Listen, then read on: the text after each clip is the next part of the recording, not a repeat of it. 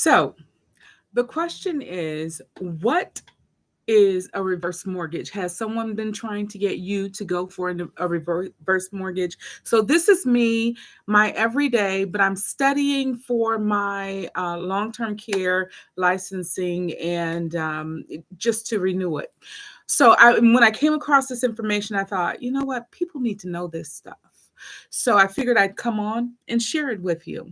What is a reverse mortgage? If you are over the age of 65 and someone's been trying to get you to do a reverse mortgage and you're trying to figure out whether or not you should do it because they're telling you, hey, you can take the equity out of your home and you don't have to pay a mortgage every month.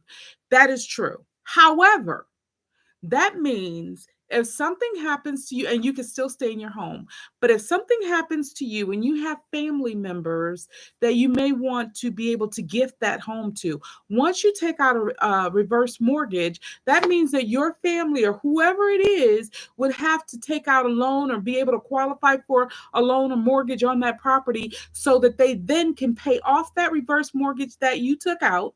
If you want to do that, if you want to take out a reverse mortgage, hey, all power to you.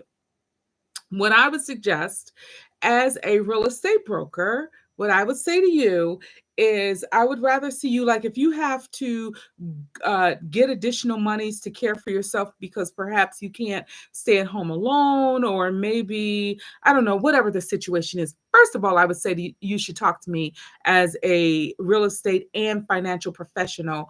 I would want you to talk to me because every situation is different. But what I do want you to understand is that there are different stipulations for a reverse mortgage that you may not be aware of. And I want to make sure that you're aware of them before you get talked into doing a reverse mortgage. I can't remember who it was. Someone was being talked into a reverse mortgage. And I said, no way, Jose, you've got all these kids. They need a place that they could, sell off. And the house was worth $500,000. She only owed like $40,000-$50,000 on the property. And they were trying to get her to reverse mortgage it to pay off that 40-50 and get 30,000 in cash. That's a crock of baloney, because then that they walk away with $400,000 in equity that she could be leaving for her children. If she wanted to do something like that, my recommendation to her in her particular case, my recommendation to her was, because she was going to have to move into a nursing facility anyways because she could no longer care for herself physically.